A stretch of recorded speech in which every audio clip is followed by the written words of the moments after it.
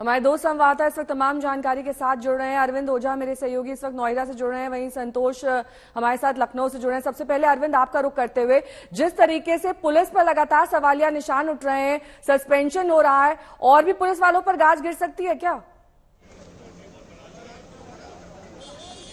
जी बिल्कुल, गाज गिर सकती है, लेकिन मैं आपको बताऊं इन सबके बीच जो बड़ी खबर ये है कि एक और खुलासा हुआ है नेहा।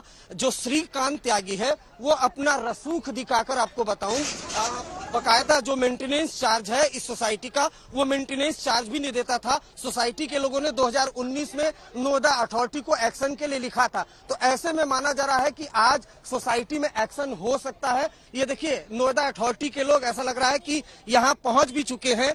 हम उनसे बात करने की भी यहाँ पर कोशिश करते हैं कि क्या ये अथॉरिटी के लोग ही हैं और क्या श्रीकांत त्यागी के घर पर, ये आपके श्रीकांत त्यागी के घर पर एक्शन किया है?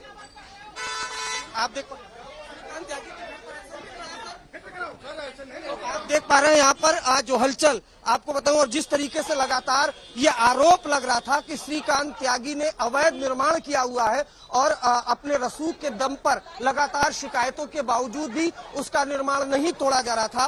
तो अब नोएडा अथॉरिटी, जैसा कि कल ही प्रशासन ने डीएम और जो नोएडा के कमिश्नर थे उन्होंने आज तक को बताया था कि अब उस पर एक्शन होगा। तो अथॉरिटी के लोग, आप देख पा रहे हैं तस्वीरों में, यहाँ पर पहुंच चुके हैं और बहुत मुमकिन है कि कुछ देर बाद यहाँ पर जो इलीगल इंक्रोचमेंट कर रखा था श्रीकांत त्यागी ने अपने रसूख के दम पर, वो उस इलीगल इंक्रोचमेंट पर अब यहाँ पर कार्रवाई हो। नोएडा अथॉरिटी के लोग यहाँ पर पहुंच चुके हैं। तस्वीरें आपको रितेश मिश्रा दिखाएंगे।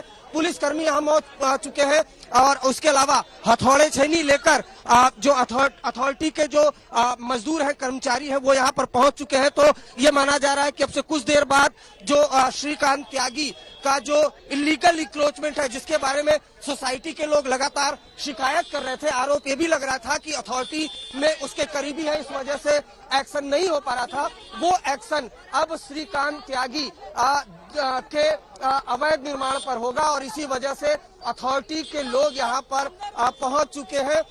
उसके अलावा जो तमाम औजार है वो अथॉरिटी के लोगों के पास है। तो पुलिसकर्मी भी नोएडा के यहाँ पर मौजूद है और जिस तरीके से कल यहाँ पर गहमा गहमी हुई, हंगामा हुआ, आरोप लगा था कि जो त्यागी के लोग हैं वो इसके अंदर दाखिल हो गए थे।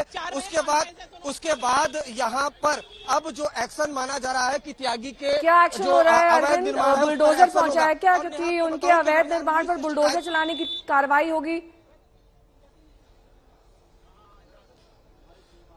देखिए, मैं आपको बताऊं, ये जो पूरी सोसाइटी है, जरा ये दिखाएं आपको रितेश, ये सोसाइटी है यहाँ पर। और फिलहाल जो हमें तस्वीरों में नजर आ पा रहा है कि जो अथॉरिटी के लोग हैं, उसके अलावा जो कुछ मजदूर हैं, फावड़ा और फरसा लेकर वो आए हुए हैं। तो बहुत मुमकिन है कि उसी के जरिए जो अवैध निर्माण है, चूंकि ये पूरी सोसाइटी है नेहा, इसके अंदर बुलडोजर फिलहाल घुसना तो लगभग नामुमकिन सा दिखाई दे रहा है। तो ऐसे में जो औजार है, उन्हीं औजारों के जरिए जो अथॉरिटी के अधिकारी हैं वो श्रीकांत त्यागी पर, क्या इसके अंदर बुलडोजर आ सकता है सोसाइटी के अंदर?